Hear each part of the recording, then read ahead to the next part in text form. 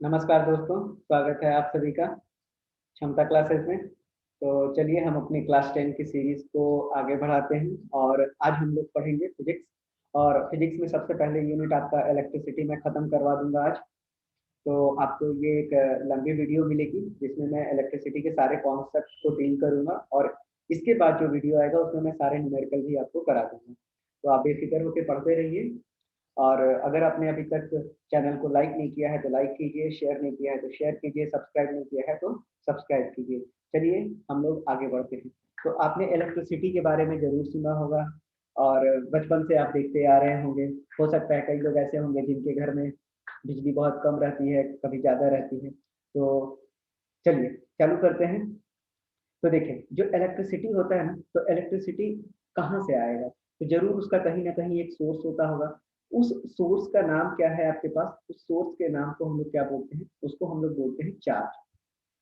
अब चार्ज क्या होता है? तो चार्ज मेरा क्या होता है कि charge is the basis of all electrical phenomena we often need to know the amount of charge on a body. देखिए, मैं आपको बिल्कुल ही सरल भाषा में इसको समझाने की कोशिश करता हूँ। जैसे आप देखिए कि इलेक्ट्रिसिटी क्या है? इलेक्ट्रिसिटी में आपको जब घर में आता है तो एक रोशनी या बिजली का जितना भी इक्विपमेंट है सभी चलने लगते हैं। मतलब उसमें है क्या अल्टीमेटली? वोल्टेज और करंट आ रहा है और वोल्टेज और करंट ही जब हम लोग आगे चल के पढ़ेंगे तो वो क्या होता है? वो पावर को भी बनाता है। तो चार्ज क्या है? इलेक्ट्रिसिटी को बनाने के लिए जो बेसिक रिक्वायरमेंट होता है उसी को हम लोग क्या बोलते हैं? चार्ज बोलते हैं। और चार्ज हमारा क्या है? सारे इलेक्ट्रिकल फिनोमेना का ही आधार होता है। ठीक है? तो हमको ये पता होना चाहिए कि कितना अमाउंट ऑफ चार्ज जो है फ्लो कर रहा है कि तभी जाके हमको पता चलेगा कि कितना अमाउंट ऑफ इलेक्ट्रिसिटी हमको मिल पा रहा है। आई होप आपको ये बात अब समझ में आ गई होगी। जैसे कि आपको मैं एक साधारण एग्जांपल से समझाता हूँ। मान लीजिए कि एक व्यक्ति है जिसने बहुत दिन से कुछ नहीं खाया है। और कुछ नहीं खाया है और अब मैंने उसको क्या किया, अब उसको मैं बोल रहा हूँ कि चलो तुम काम करो, तो क्या वो काम कर पाएगा? नहीं, बिल्कुल भी वो नहीं काम कर पाएगा। लेकिन जैसे ही मैंने उसको कुछ खाना दिया, तो खाना देने से वो क्या हो गया, उसके पास बिल्कुल वो चार्ज हो गया और चार्ज होने से क्या होगा, अब वो दौड़ने लगेगा, काम करने लगेगा। तो ठीक उसी तरह से बिजली क्या होती है, बोलते हैं ना हम लोग एक साधारण भाषा में कि बिजली दौड़ रही है, देखो बिजली दौड़ रही है। तो चार्ज क्या है? चार्ज जब तक चार्ज नहीं रहेगा तब तक हमारा इलेक्ट्रिसिटी पॉसिबल नहीं है। तो इलेक्ट्रिसिटी प्रोड्यूस करने के लिए जो मेरा सोर्स होता है वो क्या होता है? चार्ज होता है। अब सवाल उठता है कि चार्ज जो है, चार्ज की यूनिट क्या होती है? तो चार्ज की एसआई यूनिट क्या होती है? कूलम्ब होती है। ठीक है? अब देखिए कि चार्ज जो होता है, चलिए अब नेक्स्ट स्लाइड में चलते हैं हम अपने। देखिए, अब हमको चार्ज के बारे में समझने से पहले जो है हमको पता है कि दुनिया में कोई भी चीज़ है तो वो किस चीज़ का बना हुआ है? मैटर का बना हुआ है। और जो मैटर होता है वो कितने भाग में बटा हुआ है? एक है प्रोटॉन, एक है इलेक्ट्रॉन और क्या है? न्यूट्रॉन है। और इन सारे के सारे क्या हैं? इन सारे के सारे को हम लोग क्या बोलते हैं? चार्ज पार्टिकल बोलते हैं, चार्ज पार्टिकल बोलते हैं। अब इस पार्टिकल का चार्ज कितना होता है? तो आपको बिल्कुल एग्जाम के लिए याद रखना है कि जो प्रोटॉन होता है उसका 1.6 इंटू 10⁻⁻19 होता है। उसी तरह से इलेक्ट्रॉन के लिए -1.6 इंटू 10⁻⁻19 होता है। और जैसा कि न्यूट्रॉन न्यूट्रॉन के पास कोई चार्ज नहीं होता है, इसीलिए हम लोग यहाँ कोई चार्ज नहीं देते हैं। ठीक है? तो जो हमारा ये चार्ज पार्टिकल है, तो कोई जरूरी नहीं है कि प्रोटॉन बहेगा तभी उसको इलेक्ट्रिक करंट कहेंगे। हम सिर्फ अभी क्या जान रहे हैं? हमको ये पता है कि जो करंट होता है, करंट में क्या होता है? चार्ज पार्टिकल होते हैं। और यही जब चार्ज पार्टिकल दौड़ते हैं तो इसी उसमें क्या हो जाता है, हमारे पास करंट बनने लगता है। और उसी को हम क्या डिफाइन करते हैं? इलेक्ट्रिक करंट बोलते हैं। अब देखिए, अब जैसे ये एक एनसीईआरटी का बहुत ही इंपॉर्टेंट क्वेश्चन है जो कई बार एग्जाम्स में, आपके सीबीएसई के एग्जाम्स में पूछा गया है। बोलता है कि calculate the number of the electrons constituting 1 coulomb of charge. बोलता है कि आप हमको ये बताइए सॉल्व करके कि 1 कूलम ऑफ चार्ज जो है कितना नंबर ऑफ इलेक्ट्रॉन्स जो है बनाता है। तो आप इस सवाल को कैसे हल करेंगे? देखिए मैं आपको बताता हूँ। तो देखिए कैसे सॉल्व करेंगे इस क्वेश्चन को। तो देखिए क्या करेंगे, हमारे पास क्या क्या दिया हुआ है।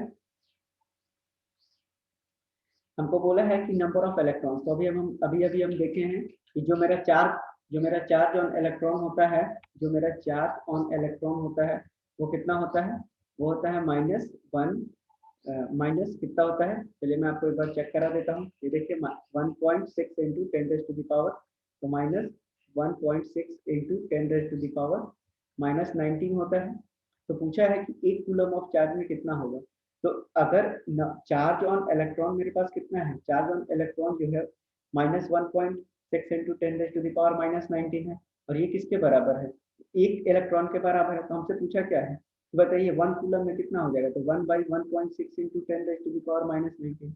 अब आप सोचेंगे कि माइनस आप क्यों नहीं लिख रहे हैं, तो देखिए माइनस जो होता है वो चार्ज ऑन इलेक्ट्रॉन बताता है कि वो निगेटिव में है और कुछ भी नहीं है। अब जब आप इसको सॉल्व करेंगे तो आप देखेंगे कि आपको सॉल्व करने के, तो जब आप इसको सॉल्व करेंगे तो आप पाएंगे कि इसकी वैल्यू आ रही है 6.25 इंटू 10⁻18। तो मतलब 1 कूलम ऑफ चार्ज में आप क्या कह सकते हैं कि जो नंबर ऑफ इलेक्ट्रॉन्स होते हैं वो कितने होते हैं, 6.25 इंटू 10⁻18 होते हैं। चलिए अब जानते हैं कंडक्टर्स और इंसुलेटर के बारे में। देखिए मैं आपको बता देता हूँ, मैं आपको बिल्कुल प्रैक्टिकल एग्जाम्पल से समझाऊंगा जिसमें आपको किसी भी प्रकार का दिक्कत ना हो। देखिए कंडक्टर्स क्या होते हैं, तो कंडक्टर्स को हम क्या बोलते हैं कि ऐसे सबस्टेंस जिनके थ्रू इलेक्ट्रिसिटी जो है फ्लो जो है कर सकता है। आप देखिए अगर आप एक वायर को छूते हैं, आप मान लीजिए सपोज कीजिए कभी ना कभी किसी को झटका जरूर लगा होगा, चाहे अपने घर में लगा हो या कहीं बाहर में भी लगा हो, लेकिन लगा जरूर होगा। तो देखिए जो मेरा वायर होता है, तो वायर के ऊपर जो है एक कोटिंग किया हुआ रहता है, लेकिन जब आप कोटेड वायर में अगर कहीं ब्लेड लगा देते हैं या कहीं से वो कटा हुआ होता है और आप गलती से अगर उसके टच या कॉन्टैक्ट में आ जाते हैं, तो आपको एक झटका महसूस होता है। ठीक है, तो क्या वो झटका किसमें महसूस हुआ, दरअसल वो तार में महसूस हुआ। तो ये तार किसका बना होता है, ये तार बना होता है जनरली कॉपर का बना होता है। ऐसे तार एल्युमिनियम भी हो सकता है, सिल्वर भी हो सकता है। तो आप देखिए कि ऐसे सबस्टेंस, ठीक है, ऐसे सबस्टेंस जिसके थ्रू इलेक्ट्रिसिटी पास कर जाए, ऐसे ही सबस्टेंस को हम लोग क्या बोलते हैं, कंडक्टर्स बोलते हैं। तो आपके पास एग्जांपल्स में क्या-क्या हो जाएंगे, तो आपके पास एग्जांपल्स में सिल्वर हो जाएगा, कॉपर हो जाएगा और एल्युमिनियम हो जाएगा।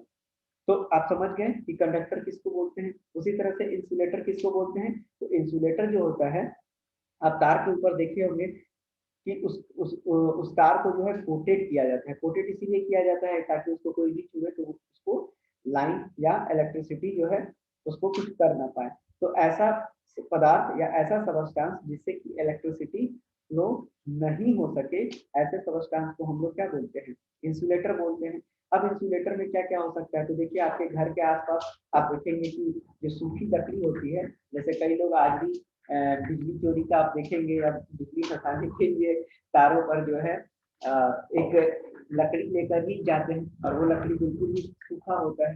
ठीक है, तो ड्राई वुड आपका सबसे बढ़िया एग्जाम्पल है किस चीज़ का, इंसुलेटर का। और मैंने आपको एक जो एग्जाम्पल देकर समझाया कि तार के ऊपर जो कोटिंग की जाती है वो भी क्या होता है, आपका इंसुलेटर होता है। आपके एग्जाम्पल में ग्लास हो गया, इबोनाइट हो गया, रबड़ हो गया, प्लास्टिक हो गया, पेपर हो गया, बेकेलाइट हो गया, पोर्सिलीन हो गया।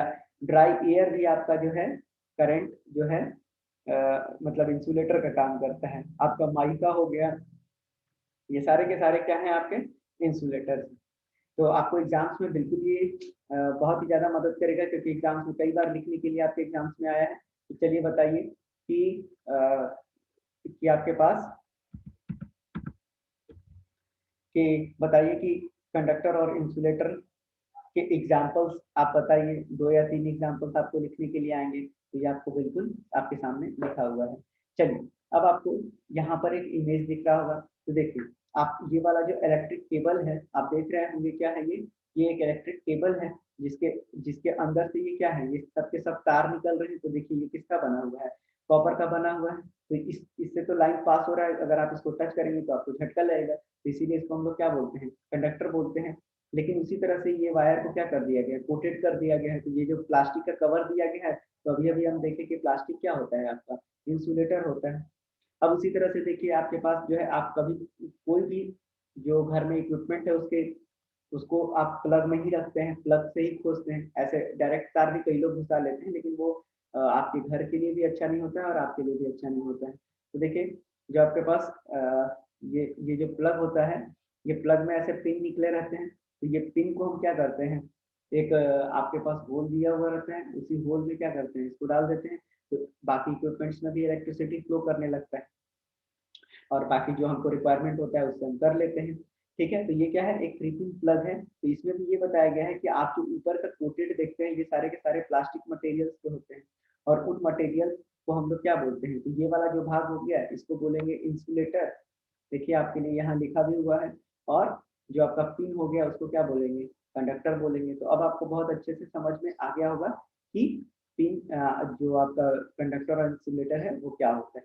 चलिए अब देखते हैं इलेक्ट्रिक पोटेंशियल के बारे में।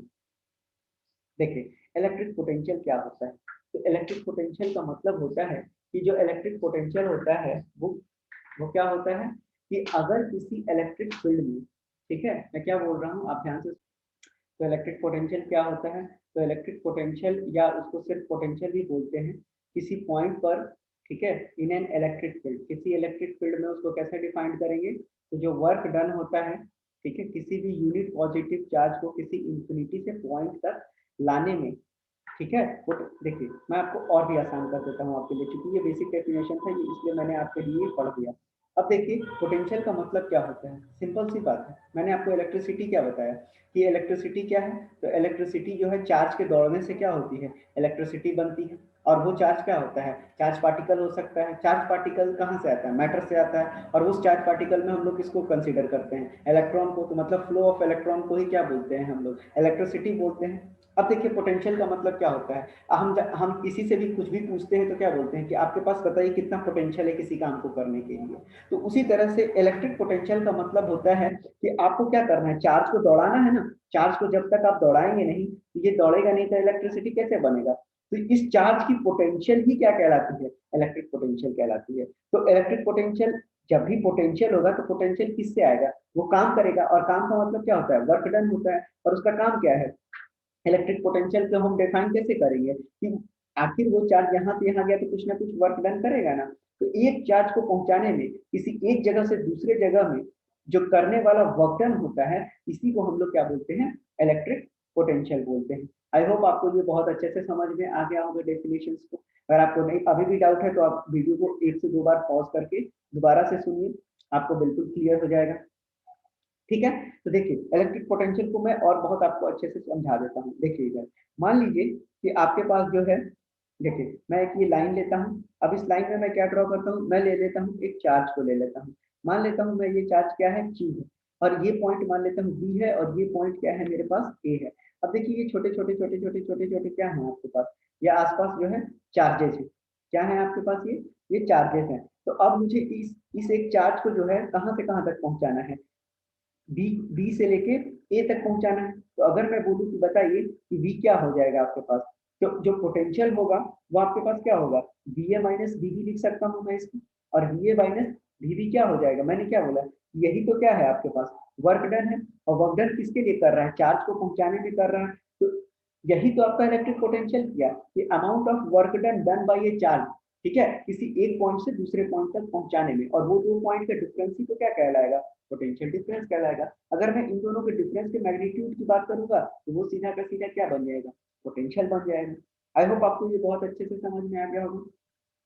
तो देखिए अगर मैं पोटेंशियल डिफरेंस को लिखता हूँ तो मैं क्या लिखता हूँ, work done upon quantity of charge moved लिखूंगा मैं, ठीक है ना। तो अब यहाँ से अगर मैं पोटेंशियल डिफरेंस को पीडी से रिप्रेजेंट कर रहा हूँ और डब्ल्यू वर्क डन को डब्ल्यू डी लिखता हूँ और चार्ज को क्या लिखूँ मैं, क्यू लिखूँ। तो अब मैं बोलूँ कि बताइए कि वर्क अगर चार्ज किया कितना, तो वो किया क्यू इंटू वी के बराबर किया, ठीक है। तो ये जो वर्क डन है, चार्ज जो है, मैं क्या बोल रहा हूँ कि ये जो वर्क डन है, ठीक है, work done on the charge, on the charge जो क्यू है, ठीक है, ये कहाँ स्टोर होगा, ये यही तो जाके स्टोर हो रहा है, is stored as the electric potential energy. देखिए आपके पास इसके पास वर्क, अब आप देख लीजिए ना कि एनर्जी क्या होता है, किसी काम का मतलब कैपेसिटी टू डू वर्क ही तो क्या होता है, एनर्जी होता है। और ये किस फॉर्म में कर रहा है, पोटेंशियल फॉर्म में कर रहा है। तो ये किस में स्टोर होगा, पोटेंशियल एनर्जी के फॉर्म में स्टोर होगा, है ना। तो इलेक्ट्रिक पोटेंशियल एनर्जी इसका नाम दे देंगे। तो अब आप देखिए वर्क डन क्या होता है, तो अब ये वर्क डन क्या बन जाएगा आपके पास। अब अगर मैं इसको डिनोट कर रहा हूँ, जो ये एनर्जी है इसको अगर मैं यू से डिनोट कर रहा हूँ तो यू क्या बन जाएगा, क्यू इंटू वी बन जाएगा, ठीक है। अब देखिए, अब वर्क डन की यूनिट क्या होती है। अब अगर मैं इसका एसआई यूनिट अगर मैं निकालना चाहूँ तो क्या लिख सकता हूँ एसआई यूनिट के लिए। वर्क डन की यूनिट क्या होती है आपके पास, जूल होता है। उसी तरह से आपके पास चार्ज की यूनिट क्या होती है, कूलाम होती है। आपको पता है, सॉरी मैं स्पेलिंग अगर गलत हो जाए तो माफी चाहता हूँ आपसे। ठीक है, चलिए, तो COULOMB कूलाम होता है। तो आप देखिए इसकी यूनिट क्या बन जाएगी पोटेंशियल डिफरेंस की, जूल पर कूलाम बन जाएगा। और देखिए अब आपसे डेफिनेशन पूछता है कि बताइए कि 1 वोल्ट को आप कैसे डिफाइन करेंगे। तो ये जो आपका 1 वोल्ट को अगर आपको डिफाइन करना होगा तो आप कैसे करेंगे, तो क्वांटिटी ऑफ वर्क डन, ठीक है, बाय द चार्ज। ठीक है, 1 जूल किया गया वर्क 1 कूलम ऑफ चार्ज के लिए ही क्या कहलाता है आपको, 1 वोल्ट कहलाता है। ठीक है, तो 1 वोल्ट को कैसे डिफाइन करेंगे, तो पोटेंशियल डिफरेंस, देखिए मैं 1 वोल्ट को कैसे डिफाइन करूंगा, तो 1 जूल का काम किया गया 1 कूलम ऑफ चार्ज के द्वारा ही क्या कहलाता है, 1 वोल्ट कहलाता है।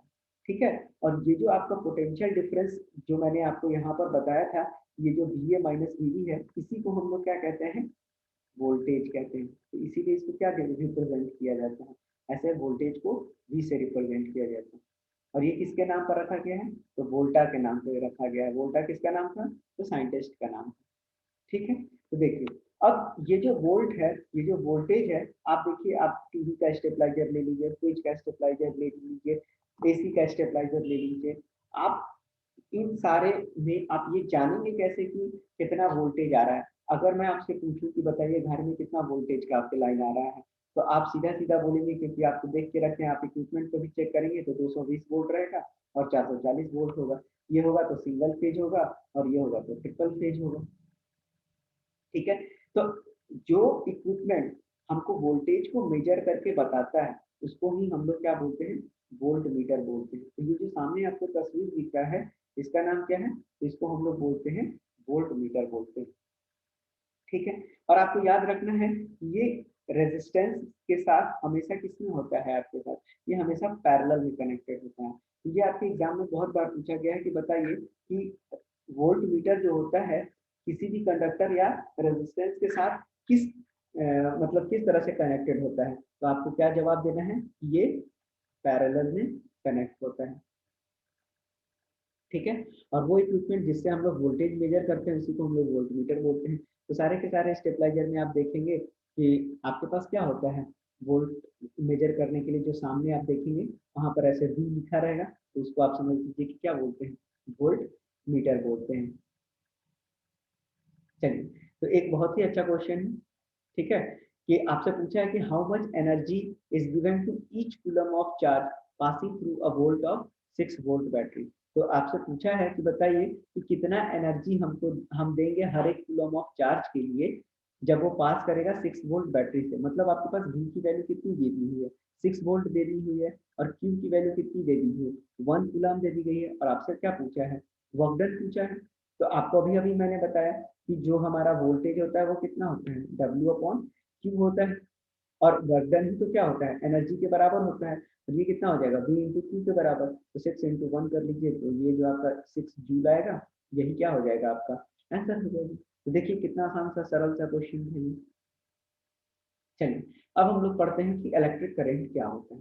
तो देखिए करंट क्या होता है, तो करंट जो होता है चार्ज अपॉन टाइम होता है। क्या होता है, करंट को हम लोग क्या बोलते हैं, चार्ज पर यूनिट टाइम को ही हम लोग क्या बोलते हैं, करंट बोलते हैं। तो चार्ज को अगर हम डिनोट करते हैं Q से और टाइम को डिनोट करते हैं T से, तो जो मेरा I होगा वो किसके बराबर हो जाएगा, Q/T के बराबर हो जाएगा। ठीक है, तो अब देखिए, अब इलेक्ट्रिक करंट का मतलब क्या हो गया, कि अगर मैं बोलूँ कि चार्ज की यूनिट अगर कूलम है, चार्ज की यूनिट क्या है, कूलम है, और टी का यूनिट क्या है, सेकंड है। तो जो करंट का यूनिट बनेगा वो क्या बन जाएगा, करंट की यूनिट क्या बन जाएगा, कूलम पर सेकंड हो जाएगा। तो कूलम पर सेकंड जो ये बना, ये ऐसा यूनिट हो गया किसका, करंट का, और यही क्या कहलाता है, एम्पियर कहलाता है। तो आपसे अगर पूछेगा कि बताइए 1 एम्पियर का डेफिनेशन क्या हो सकता है, तो 1 एम्पियर का डेफिनेशन जो होगा, जब 1 कूलम ऑफ चार्ज 1 सेकेंड में फ्लो करेगा, तो इसी को हम लोग क्या बोलते हैं, इलेक्ट्रिक करंट बोलते हैं। और एम्पियर किसी और चीज का नाम नहीं है, बिल्कुल साइंटिस्ट का नाम है। तो एम्पियर को हम लोग डिनोट करते हैं किससे, ए से, कैपिटल ए से। आप बताइए कि इलेक्ट्रिक करंट को हम लोग जब मेजर करेंगे तो उस इलेक्ट्रिक करंट को मेजर करने वाले डिवाइस को हम लोग क्या बोलते हैं, अमीटर बोलते हैं। ठीक है, और ये जो एमीटर होता है वो हमेशा इसमें कनेक्टेड होता है, सीरीज में कनेक्टेड होता है किसी भी कंडक्टर या रेजिस्टेंस के साथ। किसमें कनेक्टेड होता है, सीरीज में कनेक्टेड होता है। चलिए अब मैं आपको एक जो है इलेक्ट्रिक सर्किट दिखा रहा हूँ। ठीक है, आपके पास ये क्या है, आपके पास सेल है या एक बैटरी है जो कि 1.5 वोल्ट का है। ठीक है, अब जो है अब आप क्या करेंगे कि ये क्या है, ये आपके पास एक वायर है। ठीक है, इस वायर को जो है मैंने किससे कनेक्ट करके रखा है, एक बल्ब से कनेक्ट करके रखा है, इस कॉपर के तार को। तो अगर मैं एक एक टर्मिनल का इसका प्लस बनाता हूँ, दूसरे टर्मिनल का इसको निगेटिव बनाता हूँ, तो क्या होगा, इलेक्ट्रॉन्स का फ्लो होने लगेगा, और इस इलेक्ट्रॉन के फ्लो होने से क्या होगा, इलेक्ट्रिसिटी इलेक्ट्रिसिटी जनरेट हो जाएगा, और उससे क्या हो जाएगा, लाइट जो है जल जाएगा। ठीक है, तो देखिए अब जो है मैं बताना क्या चाहता हूँ आपको कि जो करंट होता है वो तार में कैसे बहता है। तो देखिए आपके पास जो होता है, मान लीजिए कि ये एक तार है। ठीक है, अब इस तार में क्या होंगे, इलेक्ट्रॉन्स होंगे। मैं बताया ना कि इलेक्ट्रिसिटी होता क्या, तो इलेक्ट्रिसिटी तो फ्लो ऑफ चार्ज होता है, और चार्ज में भी क्या बहता है, चार्ज आपको 3 तरह का होता है पता है, इलेक्ट्रॉन, प्रोटॉन और न्यूट्रॉन। लेकिन इलेक्ट्रिसिटी जो बनता है वो किसके फ्लो होने से बनता है, इलेक्ट्रॉन के फ्लो होने से बनता है। तो देखिए इलेक्ट्रॉन के फ्लो होने से क्या होता है, इलेक्ट्रॉन के ही फ्लो होने से क्या होता है, इलेक्ट्रिसिटी बनता है। अब यहाँ पर मान लीजिए कि ये बहुत सारे इलेक्ट्रॉन्स हैं। ठीक है, अब इस इलेक्ट्रॉन्स का फ्लो जो होगा, अब हम इसको क्या करेंगे, एक बैटरी से जोड़ देते हैं। तो इसको बैटरी से हम जोड़ेंगे तो बैटरी में 2 टर्मिनल होता है, एक पॉजिटिव होता है और एक निगेटिव होता है। तो देखिए जो कन्वेंशनल डायरेक्शन ऑफ करंट होता है वो हमेशा किधर होता है, पॉजिटिव से निगेटिव। आपको एग्जाम में यही लिखने के लिए आएगा। लेकिन जो इलेक्ट्रॉन होता है वो हमेशा किधर बहेगा, वो किधर बहेगा, तो इलेक्ट्रॉन का फ्लो जो होगा वो हमेशा कन्वेंशनल डायरेक्ट, जो डायरेक्शन ऑफ कन्वेंशनल करंट होता है उसके हमेशा विपरीत दिशा में बहता है। ये बात आप याद रखेंगे। ठीक है, अब देखिए इलेक्ट्रिक सर्किट के बारे में। तो सर्किट क्या होता है, तो सर्किट बेसिकली जो होता है नंबर ऑफ कंपोनेंट्स को जोड़ के। ठीक है, जब हम एक सर्किट बना लेते हैं तो सर्किट क्या है, तो सर्किट कुछ भी नहीं होता, इसमें नंबर ऑफ कंपोनेंट्स को हम आपस में कंबाइन कर देने के बाद जो है, जब उसमें इलेक्ट्रिसिटी फ्लो कराते हैं तो इसी को हम लोग क्या बोलते हैं, इलेक्ट्रिक सर्किट। आप देखिए अब मेरे पास अगर मैं इसको सर्किट डायग्राम बनाऊंगा तो क्या होगा, एक मेरे पास सेल होगा, सेल एक पॉजिटिव एक निगेटिव। याद रखेंगे कि जो ये बड़ा वाला लाइन होता है ये पॉजिटिव को रिप्रेजेंट करता है, और ये जो छोटा वाला लाइन है वो हमेशा निगेटिव को रिप्रेजेंट करता है। अब मैं अब मैं बैटरी के आगे क्या लगा दूंगा या पीछे, आप कहीं पे भी लगा सकते हैं, कोई इशू नहीं है। आप देखिए आप यहाँ पर लगा दीजिए, तो मैं यहाँ पर क्या लगा दूंगा, इस स्विच लगा दूंगा और इस स्विच को ऑन कर दूंगा। अब इस स्विच को ऑन करने से क्या होगा, इस तार में करंट बहेगा। और यहाँ पर मैं क्या लगा देता हूँ, एक बल्ब लगा देता हूँ, और इस बल्ब को फिर क्या होगा, इसको बैटरी से मैं जोड़ देता हूँ। तो आप चाहें तो इस सर्किट में आप यहाँ से वोल्ट मीटर लगा लीजिए जो आपको वोल्टेज मेजर करके देगा, और एक एमीटर आप यहाँ लगा दीजिए तो आपको करंट मेजर करके ये देगा। ठीक है, तो आपको ये क्या हो गया, एक सर्किट कंप्लीट हो गया। तो देखिए आप यहाँ पर देखिए, अगर आप इस फिगर को देखेंगे तो और अच्छे से समझ में आ जाएगा कि देखिए यहाँ पर एक क्या है, बैटरी है, बैटरी का पॉजिटिव टर्मिनल और निगेटिव टर्मिनल एक तार से जुड़ा हुआ है, यहाँ एक स्विच है। तो जब भी हम लोग स्विच को ऑन करते हैं ना तो उसको बोलते हैं क्लोज्ड स्विच। याद रखेंगे, आपको कंफ्यूज करने के लिए एग्जाम में दिया जा सकता है, बोले कि क्लोज्ड कंडीशन स्विच की क्या होती है, तो उसका मतलब होता है कि आपने स्विच को ऑन कर दिया है। और जब भी स्विच ओपन होगा तो उसका मतलब होगा कि आपने स्विच बंद करके रखा हुआ है, मतलब उस समय इलेक्ट्रिसिटी पास नहीं होगा। ठीक है, और मैं कोई अलग स्विच की बात नहीं कर रहा हूँ, मैं जो घर में आपका स्विच है उसी की बात कर रहा हूँ। आप इलेक्ट्रिक इक्विपमेंट्स जिसमें बोर्ड होता है ना, तो उस बोर्ड में स्विच लगे रहते हैं बहुत सारे, तो उन स्विच को जब हम लोग ऑन कर देते हैं तो ऐसे देखिए, आप इस सर्किट को देखिए, ये सर्किट कैसा बन रहा है। देखिए आपके पास एक बैटरी है, इस बैटरी को मैंने एक स्विच से कनेक्ट करके रखा है। ये स्विच क्या है, अभी ऑन हो गया। ऑन होने के बाद देखिए ये किससे कनेक्टेड है, एक बल्ब से कनेक्टेड है, और फिर ये जाके बैटरी के निगेटिव टर्मिनल से कनेक्टेड है। तो क्या बना रहा है, एक ये क्लोज्ड लूप बना रहा है। क्या बना रहा है, एक लूप बना रहा है। इसीलिए हम लोग इसको क्या बोलते हैं, क्लोज्ड। स्विच क्या है, क्लोज्ड हो गया है, पूरी तरह से बंद हो गया है, तो मतलब क्या हो गया, हमारा सर्किट चालू हालत में है, मतलब अब हम उसमें इलेक्ट्रिसिटी दौड़ा देंगे। और उसी को अगर मैं ओपन कर दूंगा, मतलब स्विच को बंद रखूंगा, तो बंद स्विच का कंडीशन जो है, अभी मैंने जो बनाया था डायग्राम, बस उसमें स्विच को ऐसे दिखा देंगे, कोई डॉट बीच में नहीं लगाएंगे, अभी आगे जब सिंबल पढ़ेंगे वहां पे आपको और अच्छे से समझ में आ जाएगा, लेकिन मुझे यहाँ आपको समझाना था कि क्लोज्ड और ओपन का मतलब क्या होता है, तो आपको ये बात अच्छे से समझ में आ गया होगा। चलिए आगे बढ़ते हैं। देखिए ये सारे के सारे सिंबल हैं जो आपके एग्जाम्स के लिए बहुत ही ज़्यादा इंपॉर्टेंट है। ठीक है, आपको ड्रॉ करने के लिए बिल्कुल आ सकता है। तो देखिए बैटरी को कैसे ड्रॉ करते हैं, तो दो लाइन को जो है प्लस माइनस के साथ, तो मैंने आपको बताया कि जो बड़ी वाली लाइन होगी वो हमेशा प्लस होगी और जो छोटी वाली लाइन होगी वो हमेशा क्या होगा, माइनस होगा। उसी तरह से आप एक से ज़्यादा बैटरी को कनेक्ट करते हैं, तो यहाँ देखिए दो बैटरी को दिखाया जा रहा है, ये दो बैटरी हैं। अगर वायर कनेक्टेड है तो एक सीधा लाइन से कनेक्ट कर देना है, अगर जॉइंट वायर है तो बस ये टी बना देना है नीचे से। उसी तरह से अगर वायर क्रॉस कर रहा है एक दूसरे को बिना कॉन्टैक्ट के, तो इस तरह से बना देना है, ये जो फिगर दिख रहा है। फिक्स्ड रेजिस्टेंस या रजिस्टर बनाना है तो आप देख लीजिए इस तरह से बनाएंगे। अब देखिए वेरिएबल रेजिस्टेंस और रिवोस्टेट। तो देखिए वेरिएबल रेजिस्टेंस के बारे में आपको मैं थोड़ा सा बता देता हूँ क्या होता है। देखिए मान लीजिए कि एक बल्ब लगा दिया या आपने कोई इक्विपमेंट को लगाए रखे हैं, तो वो भी तो एक रेजिस्टेंस का ही काम कर रहा है, जो रेजिस्टेंस का काम कर रहा है। लेकिन आप चाहते हैं कि आप मान लीजिए लैब में हैं और लैब में आप रेजिस्टेंस को ऊपर नीचे करना चाह रहे हैं, तो क्या आप फ्रिज की जगह फिर एसी लगाइएगा बढ़ाने के लिए, घटाने के लिए फिर एक आयरन लगाइएगा? ऐसा तो नहीं करेंगे आप वहाँ, क्योंकि तो एक इक्विपमेंट होता है, ठीक है, जो कि क्या होता है जिसको कि बोलते हैं रियोस्टेट, जिससे कि हम क्या कर सकते हैं, रेजिस्टेंस को कम या ज्यादा कर सकते हैं। ठीक है, तो देखिए अब आगे बढ़ते हैं। अब एमीटर मैंने आपको बता रखा है, वोल्ट मीटर। अब ये देखिए गैल्वेनोमीटर क्या होता है। तो गैल्वेनोमीटर मैं आपको यहीं पर समझा देता हूँ। वैसे मैं जब मैग्नेटिक पढ़ाऊंगा आपको तो वहां पर भी समझाऊंगा कि गैल्वेनोमीटर क्या होता है, लेकिन आप इतनी आसान भाषा में समझिए कि गैल्वेनोमीटर भी एक ऐसा डिवाइस है जो करंट को भी मेजर कर सकता है और वोल्टेज को भी मेजर कर सकता है। ठीक है, और गैल्वेनोमीटर का तो ये काम तो हम वोल्टमीटर और एमीटर से भी कर सकते थे, लेकिन क्यों गैल्वेनोमीटर की जरूरत पड़ी, तो गैल्वेनोमीटर बहुत छोटे से छोटे सेंसिटिव करंट को भी मेजर कर लेता है, सेंसिटिव करंट को भी मेजर कर लेता है। जिससे क्या हो जाएगा, सेंसिटिव करंट कहने का मतलब जब आप लैब में काम कर रहे हैं, तो लैब में काम करेंगे तो आपको बहुत छोटा अमाउंट ऑफ करंट मिलेगा। ठीक है, तो वैसे छोटे करंट को एमीटर मेजर नहीं कर पाएगा, लेकिन गैल्वेनोमीटर मेजर कर देगा आपको। ठीक है, अभी मैंने आपको स्विच के बारे में बता दिया। ठीक है, क्लोज स्विच और ओपन स्विच के बारे में, और ये है इलेक्ट्रिक बल्ब या लैंप। चलिए सर्किट डायग्राम भी मैंने आपको समझा दिया था कि पहले आप सेल को कनेक्ट कर लीजिए, स्विच को आगे भी लगा सकते हैं पीछे भी लगा सकते हैं, कोई हर्जा नहीं है। ठीक है, उसके बाद एमीटर जो होता है हमेशा सीरीज में होता है रेजिस्टेंस के साथ, और उसके साथ वोल्टमीटर हमेशा पैरेलल में होता है। ठीक है,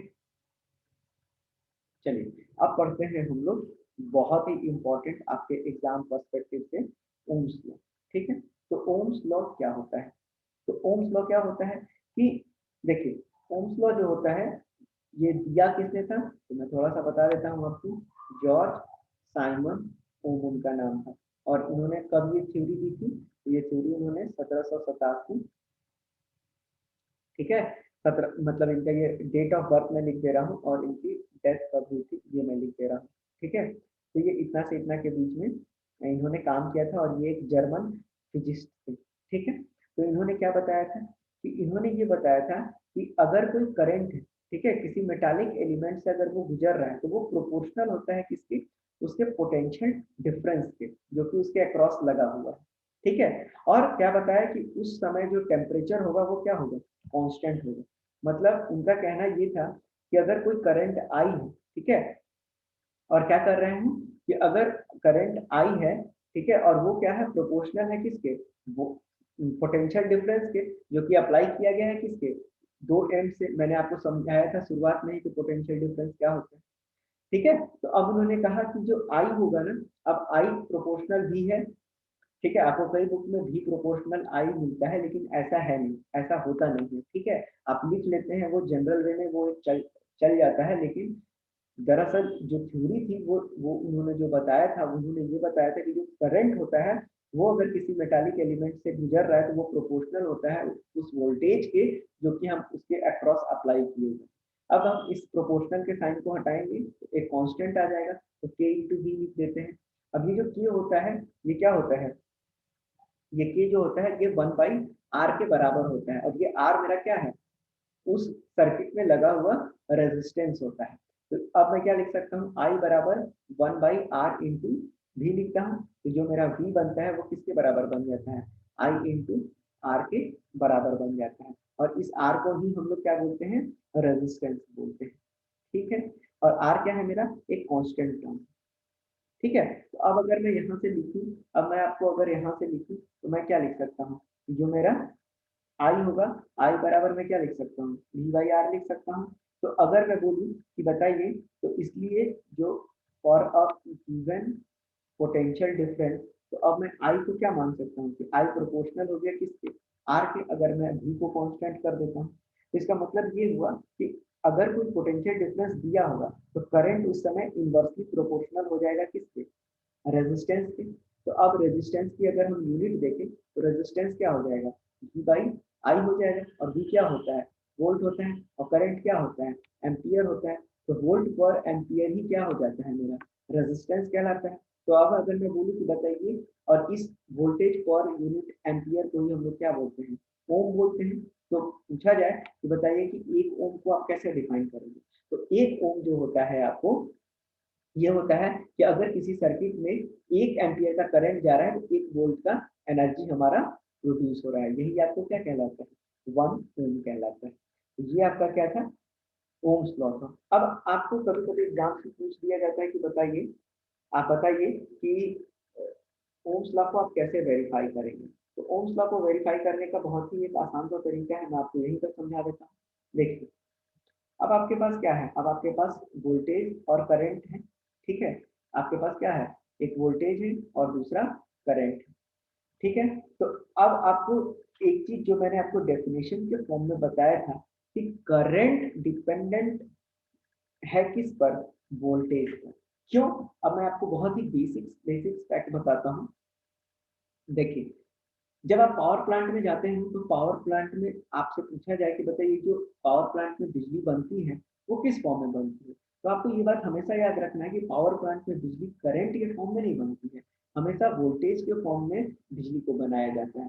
तो अब वोल्टेज में तो बन गया, तो मतलब वोल्टेज पर कौन डिपेंड कर गया, करंट डिपेंड कर गया। तो जो भी चीज जिस पर डिपेंडेंट होती है, मतलब जो इंडिपेंडेंट होता है, वोल्टेज इंडिपेंडेंट हो गया। क्यों, क्योंकि इसी को तो हम प्रोड्यूस किए हैं, तो ये काहे पर निर्भर करेगा किसी पर। तो जो भी टर्म इंडिपेंडेंट होता है हम उसको हमेशा एक्स एक्सिस पे प्लॉट करते हैं, और जो टर्म डिपेंडेंट होता है उसको हम हमेशा वाई पर प्लॉट करते हैं। अब मान लीजिए कि आप एक लैब में हैं और जहां पर आपने अलग अलग वोल्टेज के लिए करंट का वैल्यू निकाल लिया है आपने।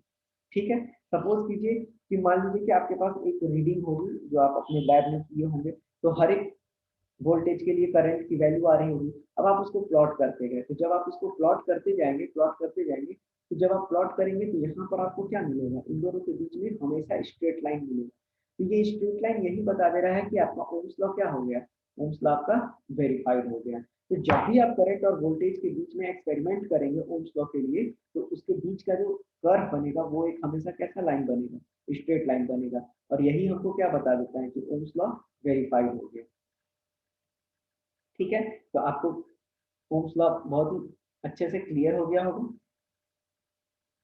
चलिए, अब हम लोग देखते हैं कि वो कौन कौन से फैक्टर्स हैं जिस पर कि आपका जो रेजिस्टेंस होता है वो डिपेंड करता है। तो देखिए, आपका जो, देखिए अब सबसे पहले तो मैं आपको रेजिस्टेंस क्लियर कर देता हूँ। मैं जान गया हूँ, मुझे लगता है कि आप लोग बहुत लोगों में से जो है रेजिस्टेंस के बारे में नहीं जानते होंगे। देखिए, रेजिस्टेंस कुछ नहीं होता, रेजिस्टेंस का हिंदी होता है अवरोध। ठीक है, अवरोध होता है। तो अवरोध का मतलब क्या हुआ, अवरोध का मतलब होता है रुकावट। अवरोध का मतलब क्या होता है, रुकावट। ठीक है, तो मैं जो है मैं आपको बताता हूँ बेसिक एग्जांपल से। देखिए, देखिए आप अगर एक तार तार बह रहा है, ठीक है, तो ये तार में करंट बह रहा है ना, तो ये तार भी क्या हुआ, एक तार भी क्या हुआ, एक तरह का रेजिस्टेंस ही तो हुआ। क्यों, क्योंकि इसमें करंट बह रहा होगा, तो जाहिर सी बात है अगर वो जितने रफ्तार से बहना चाह रहा होगा वो नहीं बह पा रहा होगा। क्यों, क्योंकि इतना, भाई जब आप रोड पे चलते हैं तो क्या जितनी रफ्तार से चलते हैं उतनी चल पाते हैं कि नहीं, घर्षण आपको जो है, फ्रिक्शन जो है आपको कहीं ना कहीं रेजिस्ट करते रहता है। तो ये कोई भी चीज में इलेक्ट्रिसिटी दौड़ेगा तो बीच में कहीं ना कहीं रुकावट उसको आएगा ही। तो तार से भी बह रहा है, भले ही बहुत थोड़ा आएगा लेकिन वो आता जरूर है। इसी रुकावट को हम रेजिस्टेंस बोल देते हैं। अब मान लीजिए इस कटा हुआ तार को आप छू देंगे तो करंट अब इस तार के बजाय आपके अंदर से गुजरने लगेगा, तो आप उसके लिए क्या बन गए, रेजिस्टेंस बन गए। तो आई होप अब आपको बहुत अच्छे से समझ में आ गया होगा कि रेजिस्टेंस का मतलब क्या होता है। तो ये जो आपका कंडक्टर होता है, ठीक है, इस कंडक्टर, जो मान लीजिए कंडक्टर क्या है, एक तरह का तार ही तो है, मान लीजिए तार ही की तो हम बात कर रहे हैं, यहाँ पर इलेक्ट्रिसिटी की बात कर रहे हैं। तो जो फैक्टर्स होते हैं, ठीक है, वो रेजिस्टेंस को कैसे अफेक्ट करते हैं, रेजिस्टेंस ऑफ ए कंडक्टर को, वही हम देख रहे हैं। तो देखिए आपके पास कंडक्टर का क्या हो सकता है, लंबाई हो सकता है, ठीक है, एरिया हो सकता है। अब देखिए यहाँ पर लिखा हुआ है एरिया ऑफ क्रॉस सेक्शन। तो एरिया ऑफ क्रॉस सेक्शन के बारे में हम आपको पहले समझा देते हैं। देख लीजिए एरिया ऑफ क्रॉस सेक्शन का मतलब क्या होता है। तो क्रॉस सेक्शन एरिया का मतलब ये होता है कि मान लीजिए कि आपके पास ये एक ब्रेड है, ठीक है, ये ब्रेड है, ब्रेड का एक डब्बा है। तो ब्रेड का डब्बा है, तो आप देखेंगे कि आपको इसमें ऐसे स्लाइसेस में ब्रेड रखा हुआ है, ऐसे स्लाइसेस में ब्रेड रखा हुआ है ना। अगर मैं बोलूं कि एरिया क्या है इस पर्टिकुलर फिगर का एरिया, अगर मैं बोलता हूँ तो आप बोलेंगे कि ये लंबाई हो गया, ये चौड़ाई हो गया, लेट दो ब्रेड कर दो, ये आपका आ जाएगा एरिया आ जाएगा। लेकिन जैसे ही मैं क्रॉस सेक्शन एरिया बोलूंगा, उसके लिए मैं क्या बताऊंगा कि क्रॉस सेक्शन एरिया का मतलब ये हुआ कि जो ये आप स्लाइसेस कर रहे हैं ना, तो स्लाइसेस ये कैसा बनेगा, ये कुछ इस तरह का बनेगा। इसके पीछे पर कैसा बनेगा, ये कुछ इस तरह का बनेगा, ठीक है, ये कुछ इस तरह का बनेगा, फिर ऐसे जाएगा, फिर ये ऐसे बनेगा। तो आप देखिए कि लंबाई और चौड़ाई ये सबका बराबर आएगा। तो अगर किसी किसी भी फिगर को अगर हम उसको उसके टॉप व्यू से देखें या साइड से देखें, ठीक है, जैसे बेलन है, बेलन को ऊपर करके देखिएगा तो क्या दिखेगा, आपको सर्कल दिखेगा, या साइड से उसको करके देखिएगा तो क्या दिखेगा, सर्कल दिखेगा। और उस सर्कल को ऐसे स्लाइसेस करिएगा तो क्या दिखेगा, सारा सर्कल तो इक्वल ही आएगा। तो ये एरिया क्या कहलाता है, आपका क्रॉस सेक्शनल एरिया, ठीक है। तो तार का क्रॉस सेक्शनल एरिया कैसा होगा, तार कैसा होता है, तार एक लंबा होता है, लेकिन उसका क्रॉस सेक्शन कैसा होगा, सामने से देखिएगा तो आप गोल दिखाई पड़ेगा ना, ठीक है। तो याद रखेंगे कि जो आपको एरिया लेना होता है क्रॉस सेक्शनल एरिया, जब मैं न्यूमेरिकल कराऊंगा तो वहां आपको याद रखना है कि 5/4 टी स्क्वायर लेना है या पाई आर स्क्वायर लेना है। क्यों, क्योंकि वो कैसा दिखेगा, सर्कल दिखेगा। उसी तरह से मान लीजिए कि वो जो तार होता है, जो भी तार होता है वो किसी ना किसी मटेरियल का बना रहता है। आप देखेंगे कुछ तार कॉपर के बने रहते हैं, और कुछ तार जो है आपका एल्यूमिनियम का भी बना रहता है, ठीक है। एल्यूमिनियम का भी कहेंगे कि नहीं, आप एग्जांपल में तो कंडक्टर में सिल्वर भी लिए थे और गोल्ड भी लिए थे, तो क्या सिल्वर और गोल्ड का तार नहीं बना सकते हैं। और आपको ध्यान में रखना है कि सिल्वर जो होता है सबसे बेस्ट कंडक्टर होता है, ये एग्जाम्स में कई बार पूछा गया है आपसे। जब मैं प्रीवियस ईयर पेपर कराऊंगा तो भी आपको वहां पे समझाऊंगा। तो मैं क्या बोल रहा हूँ कि सिल्वर बेस्ट कंडक्टर होता है, तो क्यों नहीं सिल्वर का तार लगा देते हैं। अरे भाई सिल्वर बहुत महंगा आता है, ठीक है। तो जब मेरा कॉपरे से काम चल जा रहा है, तो हमको क्या करना है, हमको ऐसा थोड़ी है कि कॉपर लेके और ये करना है। कॉपर से हमारा क्या होता है, पूरा का पूरा चीप एंड बेस्ट मटेरियल है, चीप एंड बेस्ट मटेरियल है। और हम क्या चाहते हैं कि कोई भी चीज हमारे लिए अफोर्डेबल हो, ठीक है, और सस्ता भी हो और टिकाऊ भी हो। बोलते हैं ना कि सस्ता और टिकाऊ चाहिए हमको, तो इसीलिए हम लोग कॉपर इस्तेमाल करते हैं घर के बारे में, ठीक है।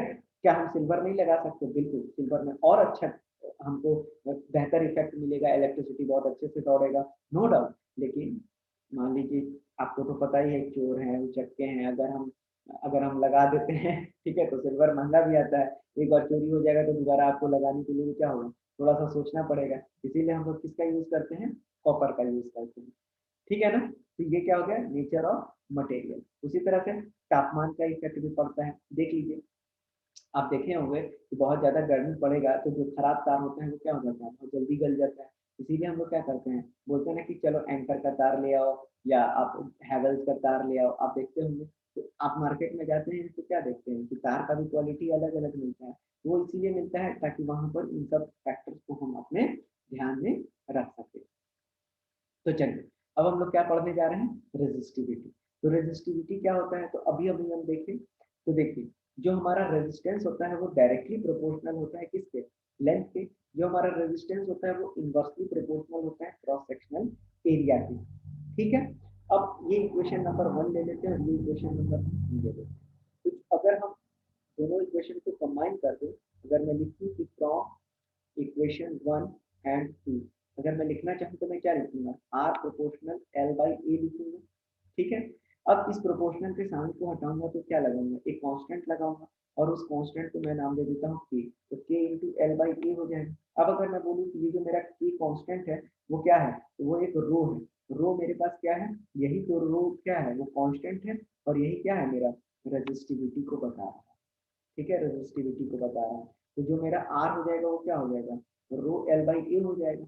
तो हम पढ़ क्या रहे थे, रेजिस्टिविटी पढ़ रहे थे, तो जो मेरा रो होगा वो क्या हो जाएगा, R into A upon L हो जाएगा। तो हम रेजिस्टिविटी को क्या डिफाइन करेंगे, किसी भी कंडक्टर का रेजिस्टिविटी क्या कहलाती है, तो रेजिस्टिविटी किसी भी मटेरियल का क्या होता है, रेजिस्टेंस और unit length of a unit cross section of the material होता है।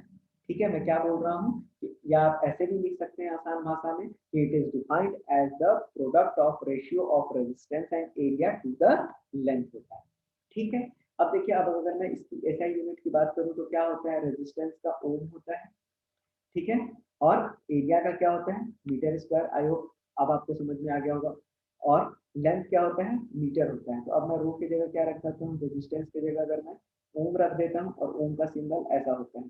ठीक है, और मीटर स्क्वायर की जगह मीटर स्क्वायर रख दूँ, और मीटर को मीटर से काट दूँ, तो ये क्या बन जाएगा, तो रेजिस्टेंस का यूनिट क्या होता है, ओम मीटर होता है। Very important for exam perspective, आपको बिल्कुल याद रखना है कि जो आपका रेजिस्टिविटी का यूनिट होता है वो क्या होता है, ओम मीटर होता है।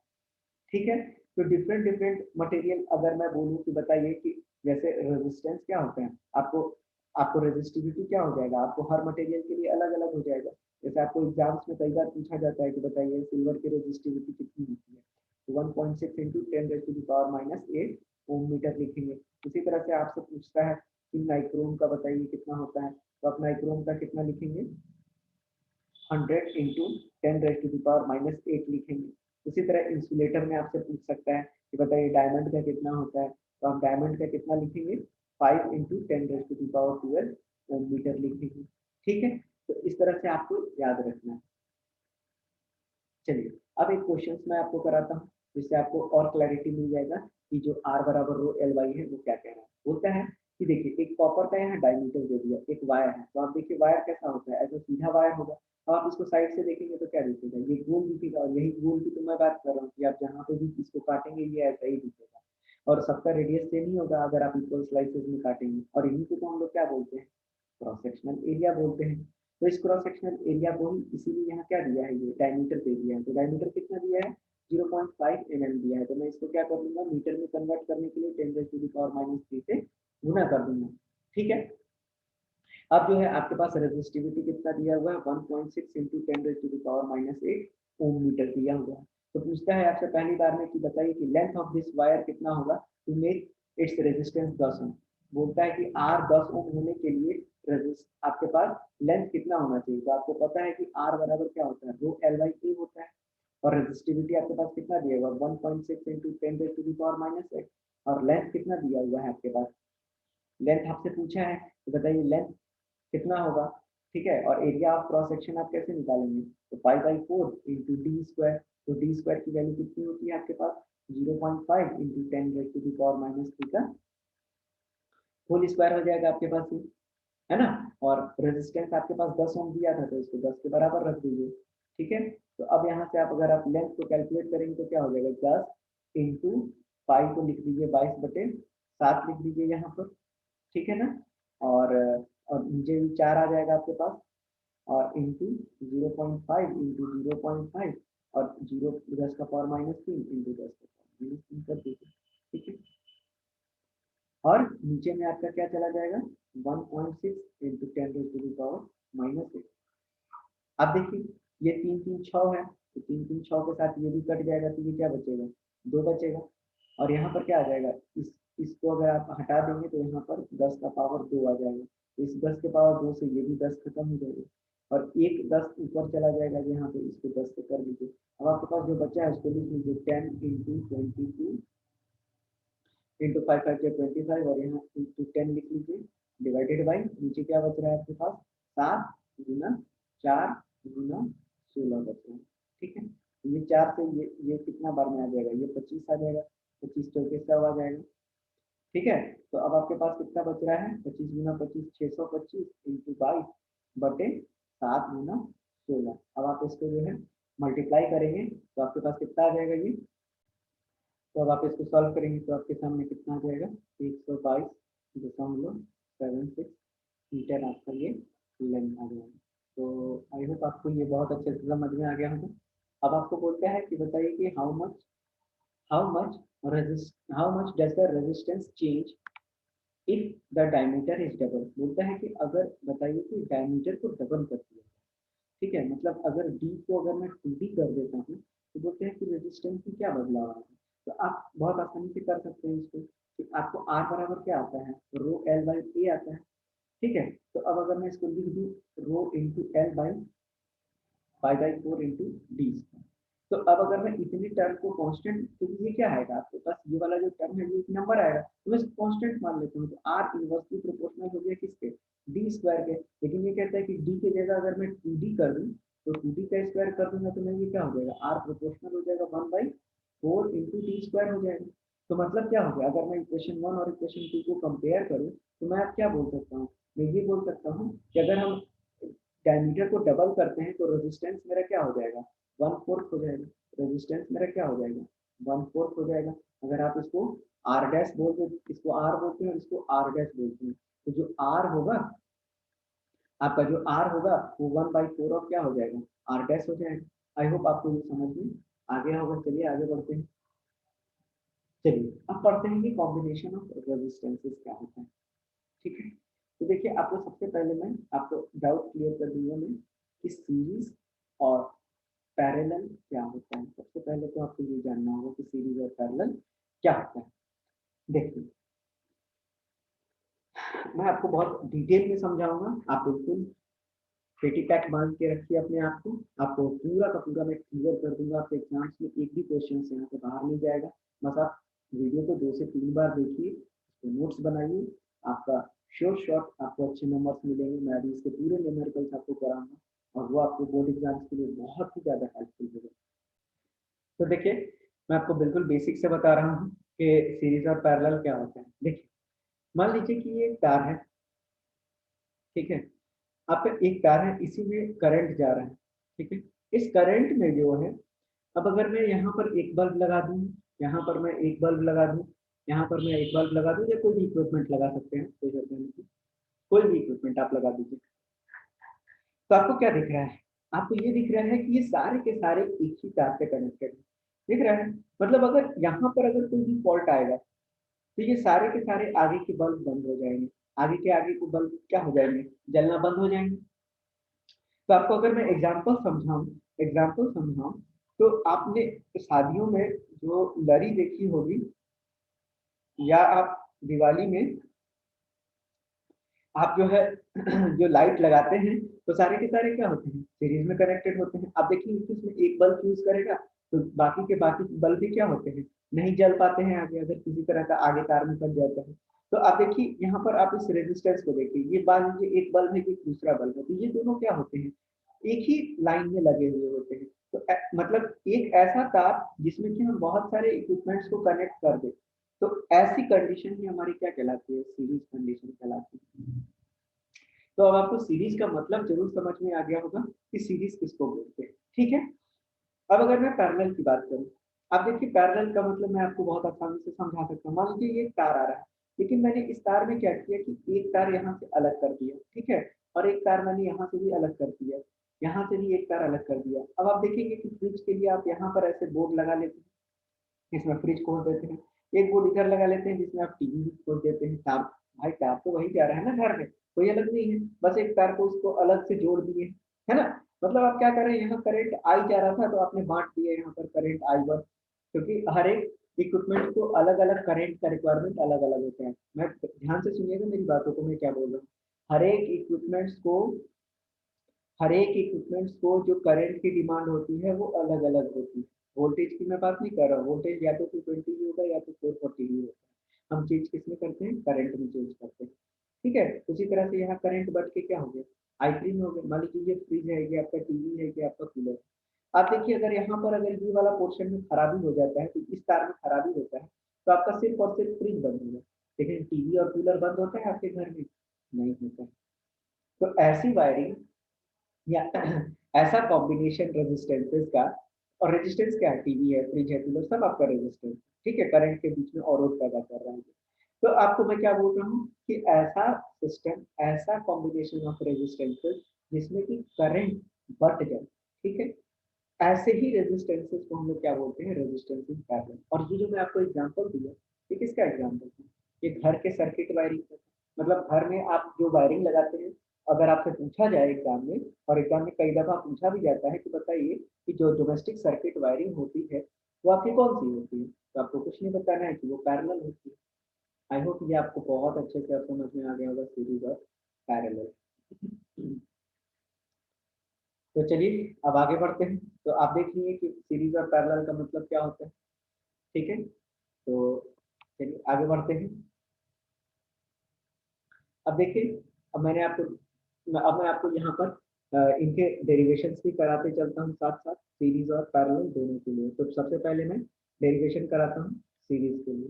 तो सीरीज के लिए क्या हो जाएगा, देखिए आपके पास यहाँ से अगर मान लीजिए ये करंट आई जा रहा है तो निकलेगा कभी कहाँ, यहाँ से आई ही करंट निकलेगा। ठीक है। तो देखिए अब आपके पास, अब इसको आप क्या कर रहे हैं, अब इस सर्किट को अगर मैं पूरा कर दूं, ठीक है, मैं यहीं पर पूरा कर देता हूँ। तो अब आप इसको आप क्या कर रहे हैं, मैं यहाँ से इसको एक वोल्टेज के टर्मिनल से जोड़ दे रहा हूँ, ठीक है, मैं इसको वोल्टेज के टर्मिनल से जोड़ दे रहा हूँ,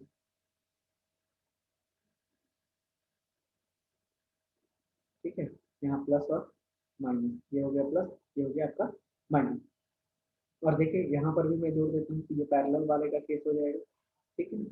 तो ये आपका क्या बन गया, ये हो गया प्लस, ये हो गया माइनस। तो पहले मैं सीरीज की डेरिवेशन की बात कर रहा हूँ। तो देखिए अब आपके पास, अब अगर मैं यहाँ पर वोल्टेज ड्रॉ करूंगा तो देखिए R1 के लिए वोल्टेज अलग हो जाएगा। आप देखिए यहाँ पर ये वोल्टेज अलग आएगा, यहाँ पर ये भी वोल्टेज इसके लिए अलग आएगा। तो क्या होता है कि जो आपका सीरीज सर्किट होता है ना, वहां पर वोल्टेज की वैल्यू क्या होती है, अलग अलग होती है। ये V1 हो गया, ये V2 हो गया। तो मतलब अब मैं क्या बोलूंगा कि जो V है वो किसके, अगर ये टोटल V को ऐड करेंगे तो क्या होगा, V1 प्लस V2 के बराबर आ जाएगा। अब हमको ओम्स लॉ से क्या पता है कि V बराबर IR होता है।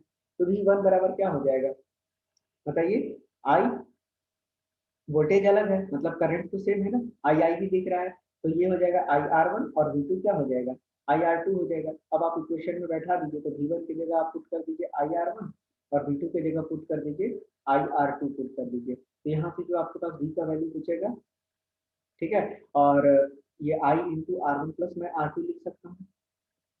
उसी तरह से अब अगर मैं बोलूँ कि V बराबर क्या होता है, IR होता है, तो यहाँ पर R पुट कर दीजिए, तो ये I into R1 plus R2 हो गया। तो I से I कैंसिल आउट हो गया, तो R की वैल्यू क्या हो गई, R1 प्लस R2। तो आपको याद रखना है कि जो सीरीज की कंडीशन होती है वो उसमें जो रेजिस्टेंस आते हैं वो summation of all the resistance के बराबर होते हैं। अब मान लीजिए 2 की जगह 3 हो जाए, 4 हो जाए, 5 हो जाए, 6 हो जाए, 10 हो जाए, इंफिनिटी हो जाए, तो वो जुड़ते जाएंगे आपस में, R1 plus R2 plus R3 plus dot dot dot R, ठीक है। उसी तरह से अब आप देखिए यहाँ से तो करंट आई आ रहा है और यहाँ पर भी क्या निकलेगा, आई निकलेगा, लेकिन यहाँ पर बीच में क्या हो गया, इसका विभाजन हो गया। तो यहाँ पर करंट बढ़ गया तो क्या हो गया, I1 हो गया, पर जो मैं क्या मान लूँ, I2 मान लूँ। तो अब यहाँ करंट क्या हो गया, बढ़ गया, तो इसको मैं क्या लिखूंगा, I1 प्लस I2 का V बराबर IR होता है। तो जो I V बराबर IR होता है उस लॉ से, तो I क्या हो जाएगा, V बाई R हो जाएगा। और यहाँ पर तो दोनों के लिए वोल्टेज क्या रहेगा, क्योंकि करंट बच गया है। तो I बराबर मैं क्या लिख सकता हूँ, V बाई R लिख सकता हूँ। I1 को मैं क्या लिखूंगा, I1 को मैं V बाई R1 लिखूंगा, ठीक है। और उसी तरह से I2 की जगह में क्या लिखूंगा, V बाई R2 लिखूंगा। तो इस V से V कैंसिल आउट हो जाएगा, तो 1 बाई R क्या बचेगा, 1 बाई R1 और प्लस 1 बाई R2 बचेगा। उसी तरह से अगर नंबर ऑफ पैरेलल में कनेक्टेड है इक्विपमेंट्स या रेजिस्टर, तो आप उनको ऐड करते जाइएगा रेसिप्रोकल फॉर्म में रेजिस्टेंस। तो आपको सीरीज और पैरेलल भी क्लियर हो जाएगा, और क्लियर हो जाएगा जब मैं आपको इसके न्यूमेरिकल्स कराऊंगा, ठीक है।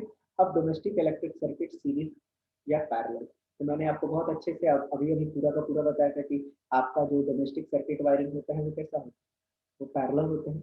और पैरेलल क्यों होते हैं ये भी मैंने आपको बहुत अच्छे से समझा दिया है पिछले ही वीडियो में। तो आप उसको, अगर आप चाहते हैं कि मैं इसको एक बार फिर से समझा दूँ, तो चलिए देखिए, मैं आपको फिर से बहुत ही शॉर्ट टर्म में समझा देता हूँ कि जो आपने झालर या लड़ी देखी होगी शादी विवाह में, ठीक है, वो सारे के सारे ऐसे देखिए आपको ऐसे जो है बल्ब ऐसे कनेक्टेड होता है बहुत सारे एक साथ, ठीक है, एक ही तार में, तो इनको हम लोग बोलते हैं सीरीज। और अगर एक घर में आप देखेंगे तो हर एक इक्विपमेंट के लिए अलग अलग तार गया होता है एक सिंगल तार से, और वहाँ पर हम लोग क्या करते हैं, अलग अलग इक्विपमेंट को लगा देते हैं। तो ये क्या होता है, करंट को बांट देता है। तो यहाँ पर क्या हो जाता है, पैरेलल हो जाता है। जैसे एक एक जगह अगर नुकसान हो तो दूसरी जगह क्या हो जाएगा, बंद ना, दूसरा इक्विपमेंट क्या होता है, बंद नहीं होता। तो ऐसे ही सर्किट को हम लोग, ऐसे ही वायरिंग को हम लोग क्या बोलते हैं, पैरेलल। ठीक है, तो आई होप आपको सीरीज और पैरेलल बहुत अच्छे से समझ में आ गया होगा। ठीक है, अब चलते हैं इलेक्ट्रिक पावर। तो पावर क्या होता है, तो पावर कुछ नहीं होता, रेट ऑफ डूइंग वर्क होता है। ठीक है, डब्ल्यू यहाँ क्या है मेरा, वर्क डन है। डब्ल्यू मेरा क्या है, वर्क डन है। और टी मेरा क्या है, टाइम है। तो जैसे ही मैं रेट बोला, ठीक है, जैसे ही मैंने क्या बोला, रेट बोला, तो रेट का मतलब ही होता है टाइम। तो रेट ऑफ डूइंग वर्क को ही हम लोग क्या बोलते हैं, पावर बोलते हैं। अब देखते हैं पावर का यूनिट क्या हो सकता है। तो पावर की यूनिट वर्क डन को किसमें नापते हैं, जूल में, और इसको क्या नापते हैं, जूल सेकंड में, और इसी को हम लोग क्या बोलते हैं, वाट बोलते हैं। तो एक वाट को अगर बोला जाए डिफाइन कीजिए तो 1 वाट क्या हो जाता है, 1 जूल ऑफ वर्क अगर 1 सेकंड में किया जाए तो इसी को हम लोग क्या बोलते हैं, पावर बोलते हैं। अब देखिए, अब पावर कैलकुलेट करने के लिए भी दो फॉर्मूला होते हैं। आपको मैंने बताया कि एनर्जी या वर्क डन अपॉन टाइम को भी पावर कहते हैं, लेकिन पावर का एक और डेफिनेशन होता है, वो होता है V इंटू आई। मतलब वोल्टेज और करंट को भी अगर हम गुना कर दें तो वही वो क्या बनेगा, पावर ही बनेगा। तो अगर वोल्टेज को वोल्ट लिखते हैं और करंट को एम्पियर लिखते हैं, तो वोल्ट एम्पियर इंटू करंट भी क्या बनेगा, 1 वाट को ही बनेगा। ठीक है, तो अब जो है इसको जो है हम दो तरह से कैलकुलेट कर सकते हैं इलेक्ट्रिक पावर के फॉर्मूले को। क्योंकि हमको पता है कि जो V बराबर क्या होता है, आई आर होता है। तो अब अगर एक बार अगर हम V की जगह आई आर रख देते हैं और इंटू आई कर देते हैं, तो पावर का फॉर्मूला क्या बन जाएगा, आई स्क्वायर आर बन जाएगा। और उसी तरह से पावर V इंटू आई होता है, तो यहाँ पर भी अगर हम आई की जगह क्या रखते हैं, V बाई आर रख देते हैं, तो ये जो पावर का टर्म बनेगा वो किसमें बनेगा, V into V by R बनेगा। तो पावर क्या हो जाएगा, V स्क्वायर बाई आर। तो आपको याद रखना है कि पावर के बहुत सारे डेफिनेशन हो सकते हैं, करंट और रेजिस्टेंस के फॉर्म में भी, वर्क डन टाइम के भी बीच में, और वोल्टेज और रेजिस्टेंस के भी बीच में। तो ये जो आप देख रहे हैं ये किसके टर्म में, ये करंट और रेजिस्टेंस के टर्म में।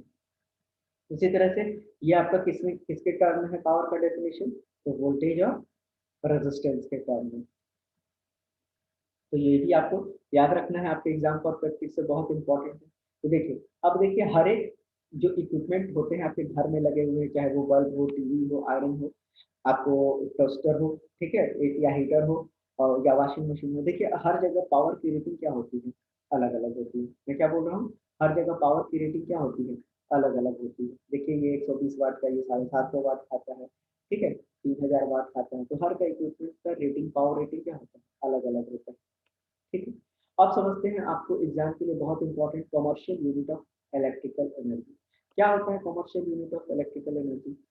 तो अगर आपने अपने घर में लगा हुआ मीटर को देखा होगा, जो पुराने जमाने के मीटर होते थे, तो वहां पर आपको लिखा हुआ साफ साफ मिलेगा किलो वाट आवर।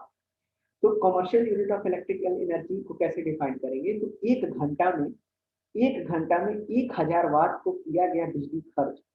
ठीक है, मैं क्या बोल रहा हूँ, एक घंटा में 1 किलो वाट। अब समझ लीजिए किलो का मतलब क्या होता है, 1000 होता है। तो 1000 वाट अगर खर्च किया गया है एक घंटा, ठीक है, वाट क्या है, अगर मैं बोलूँ 1000 वाट में बोल रहा हूँ, तो what is nothing but the power. तो 1000 वाट पावर अगर इस्तेमाल किया जा रहा है एक घंटे में, तो वही मेरा क्या बन जाता है, commercial unit of electrical energy. मतलब जो आपके घर में बिजली बिल आता है ना, जिसको कि आप बोलते हैं 1 यूनिट, ठीक है। तो ये जो यूनिट बन रहा है आपके पास, वो कितना बन रहा है कि आपने एक घंटा में अगर 1000 वाट का आपने मान लीजिए बल्ब आप 10 को जला लीजिए, 100 वाट का बल्ब आप 10 को जला दीजिए, तो ये कितना बन गया, आप देखिए 100 वाट का बल्ब है आपके पास, ठीक है, आपने 10 को जलाया एक घंटे में, तो ये क्या बना देगा, 1000 वाट बना देगा। और अगर आपने इतना कर दिया एक घंटा में, तो यही आपका क्या बनता है, 1 यूनिट बनता है। ठीक है, यही तो आपके घर में आता है कि आप पूछते हैं ना कि हाँ भैया, आपके घर में जो बिजली बिल देने वाले भैया आते हैं वो क्या बोलते हैं कि हाँ इस बार आपका 50 यूनिट खर्चा हुआ। तो ये 50 यूनिट ही तो है। और इस हिसाब से अगर इलेक्ट्रिसिटी बोर्ड जो होती है वो डिसाइड कर देते हैं कि हाँ इसमें हम 5 रुपये पर यूनिट लेंगे, तो आपका बिजली बिल कितना बन जाएगा, 250 रुपया बन जाएगा। ठीक है, तो आपको बहुत अच्छे से समझ में आ गया होगा commercial unit of electrical energy. देखिए, अब यहाँ पर एक रिलेशन दिखेगा किलोवाट आवर और जूल में, किलोवाट आवर, ठीक है, एंड जूल में। क्योंकि क्या होता है, आप यहाँ पर पढ़ेंगे टर्म को, तो यहाँ क्या लिखा हुआ है, एनर्जी लिखा हुआ है। ठीक है, तो ये एनर्जी को आपको भाई जो उठा रहे हैं आप उसको तो किलोवाट आवर में भी कर रहे हैं, लेकिन एग्जाम्स में आपके पास क्वेश्चन भी तो आ सकता है कि हाँ एनर्जी और वाट में अगर कोई रिलेशन आ रहा है तो यहाँ पर निश्चित रूप से हम क्या कर सकते हैं कि कन्वर्जन भी देख सकते हैं कि दोनों के बीच में कन्वर्ट करने पर हमको कितना कितना मिल रहा है। तो चलिए देखते हैं कि किलोवाट आवर और जूल में आपके पास कितना रिलेशन बन के निकलता है। चलिए मैं आपके लिए कैलकुलेट कर देता हूँ। तो देखिए हमको पता है कि 1 किलोवाट में कितना होता है, एक एक हजार वाट होता है ये। ठीक है, हमको किलोवाट से जूल में कन्वर्ट करना है ना। और 1 घंटा में जो होता है वो कितना होता है, तो 60 × 60 क्योंकि 60 मिनट हो जाएगा और उसको 60 सेकंड में कर देंगे क्योंकि हमको ऐसा ही यूनिट में लाना होगा ना, जूल तो ऐसा ही यूनिट है। ये कितना हो जाएगा, 3600 सेकंड हो जाएगा, है ना। तो जूल किसका यूनिट होता है। आप देखिए अगर मैं बोलूँ कि बताइए कि वाट क्या होता है, आप आपको अगर मैं पूछूं कि बताइए पावर क्या होता है, तो power is said to be 1 watt if 1 joule of a work is done in 1 second. मैं बोलूँ पावर क्या होता है, तो 1 जूल ऑफ ए वर्क अगर हम करते हैं 1 सेकेंड के लिए, यही तो मेरा क्या होता है, पावर होता है। और आप निकाल किसके बीच में रहे हैं, किलोवाट आवर को ही तो निकाल रहे हैं, है ना। किलोवाट आवर से अगर आप जूल में जा रहे हैं तो 1 किलोवाट में आपने कितने वाट लिखा, 1000 वाट लिखा, है ना। और आपने घंटे में लिखा है तो 1 घंटा में कितना आपने किया, 3600 सेकंड लिखा है।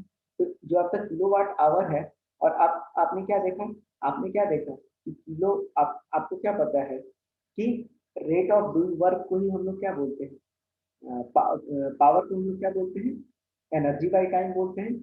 और एनर्जी की यूनिट क्या होती है, जूल पर सेकेंड होती है। तो देखिए मैं आपको ऐसे लिख के समझा देता हूँ, 1 किलोवाट से हमको किसमें जाना है, जूल में जाना है ना। तो 1 किलोवाट में हो गया 1000 वाट, ठीक है। और आवर में करेंगे तो 3600 हो गया, है ना। और हमको तो जूल में जाना है तो ये हो गया सेकंड। तो वाट क्या होता है, वाट क्या होता है, जूल पर सेकंड होता है, तो यहाँ जूल और पर सेकंड में लिख देता हूँ और इंटू 3600 सेकंड लिख देता हूँ। तो इस सेकंड से ये सेकंड कैंसिल आउट हो गया, तो 3600 और इंटू 1 2 3, ठीक है। इतना जूल क्या होता है, 1 किलोवाट में कितना होता है आपको, इकाई दहाई सैकड़ा हजार 10,000 लाख 10 लाख 36 लाख जूल होता है। तो ठीक है, तो मैं लिख देता हूँ 1 kilowatt is hour is equals to, ये किसके बराबर हो जाता है, 36 इंटू 10 टू द पावर 4 और 1 5, इतना जूल होता है। आप कई बुक्स में देखेंगे तो 3.6 इंटू 10 टू द पावर वो 6 लिखा रहता है। तो बात एक ही हो जाएगा, है ना। मैंने 36 गुना 10 का पावर 5 लिख दिया। चलिए अब जो है, अब हम देखते हैं कि हम लोग इलेक्ट्रिसिटी जो कंज्यूम करते हैं उसका कॉस्ट कैसे निकालते हैं। ये तो मैं आपको अभी मैं बिल्कुल साधारण तरीके से आपको बताऊंगा, है ना। और जो है जब मैं न्यूमेरिकल कराऊंगा, जो इसका अगला वीडियो आएगा जिसमें मैं न्यूमेरिकल कराऊंगा, तो वहाँ आपको और क्लियर हो जाएगा। मैं आपको यहाँ पर बहुत अच्छे से समझा दे रहा हूँ। तो देखिए जो आपके यहाँ बिजली बिल आता है ना, वो उसी को हम लोग कैलकुलेट कर रहे हैं। तो बिजली बिल आपके पास कैसे आएगा, देखिए मान लीजिए कि आपके घर में बहुत सारा इक्विपमेंट है, ठीक है, बहुत सारा इक्विपमेंट है। तो इस इक्विपमेंट को जो है, इस इक्विपमेंट में क्या हो सकता है आपके पास फ्रिज हो सकता है, आपके पास बल्ब हो सकता है, आपके पास टीवी हो सकता है, फ्रिज हो सकता है, आपके पास एसी हो सकता है, बहुत सारे इक्विपमेंट हो सकते हैं। मान लीजिए कि आपने जो है 10 वाट का बल्ब रखा है, ठीक है। आपने जो है आपने जो है 10 वाट का बल्ब रखा है, टीवी जो है आपका 200 वाट खा रहा है, उसी तरह से फ्रिज जो है आपका 500 वाट खा रहा है, उसी तरह से आपका एसी जो है 1500 वाट खा रहा है।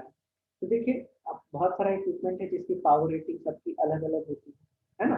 तो अब ये आप घंटे के हिसाब से चलाएं, मान लीजिए आप ये घंटे के हिसाब से चलाएंगे ना, तो घंटे के हिसाब से चलाएंगे तो एक दिन में आप कितना घंटा जला रहे हैं, पर डे में मान लीजिए कि आप इसको जो है बल्ब को जो है 10 घंटा जला रहे हैं, है ना।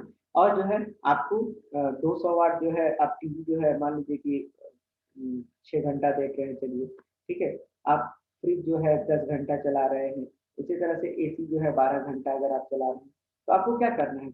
अब मैंने बताया कि यूनिट आपका किसमें बनता है, किलोवाट आवर में बनता है, तो आपको भी किलोवाट आवर में बनाना है। तो आप सबसे पहले क्या कर लीजिएगा, इनको मल्टीप्लाई कर लीजिए, तो ये कितना हो गया आपके पास, आप यहाँ मैं लिख देता हूँ, ये कितना बन गया आपके पास, 100 वाट आवर बन गई, है ना।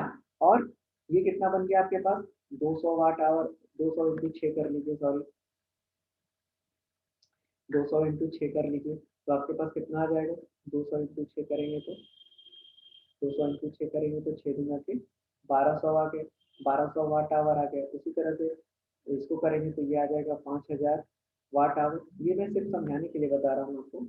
और एसी को कर लीजिएगा, मान लीजिए आपने एसी एक ही घंटा चलाया, ठीक है, तो ये कितना हुआ 1500 वाट आवर हो गया ये। तो अब आप इसको सबको जोड़ दीजिए, ठीक है। तो अब आप इनको ऐड कर लीजिए, ऐड करेंगे तो कितना आएगा, पाँच, इधर ये आपका एक जीरो हो गया, एक जीरो हो गया, और दो जीरो आ गया, अब पाँच और दो सात और एक आठ आ गया, ठीक है। और ये कितना आ जाएगा, एक और एक दो, मान लीजिए 2800 वाट आवर आया आपको इसको, ठीक है। अब देख लीजिएगा, ये मैं पर्टिकुलर न्यूमेरिकल नहीं करा रहा हूँ, ठीक है ना। तो मान लीजिए 2800 वाट आवर आया, लेकिन आपको किसमें चाहिए, किलो वाट आवर में चाहिए। तो वाट से किलो वाट में जाने के लिए क्या करेंगे, इसको 1000 से उसको डिवाइड करना होगा। 1000 से डिवाइड कर देंगे तो ये किसमें चेंज हो गया, किलो वाट आवर में चेंज हो गया, मतलब ये 2.8 किलो वाट आवर आ गया, ठीक है। अब किलो वाट आवर में जब ये आ गया तो ये तो आपका क्या हुआ, ये तो आपका टोटल कंजम्पशन हुआ। और ये मैंने बताया था कि आप पर डे कर रहे हैं, तो एक महीना में या तो 30 दिन हो सकता है या तो 31 दिन हो सकता है। तो आपसे पूछेगा कि बताइए एक महीना, जो भी महीना होगा तो उसको आप क्या करेंगे, 30 दिन के हिसाब से वो मल्टीप्लाई कर लेंगे, ठीक है। अब 30 दिन के हिसाब से जो है आपको ये निकल के आ जाएगा, जो भी निकल के आएगा। अब आपको पता है कि एक यूनिट का दाम अगर 5 रुपया है, तो आप इसमें सीधा का सीधा किससे गुना कर देंगे, 5 से कर देंगे। तो जो आपका निकल के आएगा वो आपका किस में आ जाएगा, रुपीज में निकल के आ जाएगा।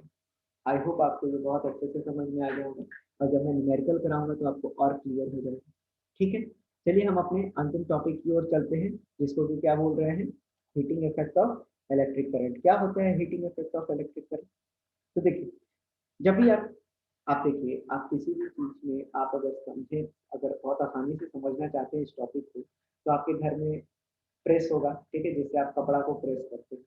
तो उस कपड़े को प्रेस करते हैं तो आप देखेंगे कि उसके अंदर जो होता है, उसके अंदर आप क्या दे रहे हैं, करंट ही तो दे रहे हैं, करंट और वोल्टेज मतलब इलेक्ट्रिसिटी ही तो पहुंचा रहे हैं। लेकिन उसके अंदर क्या होता है, उस जो वो जो आयरन है उसके अंदर क्या होता है, इस आयरन के अंदर जो है एक कॉइल होता है।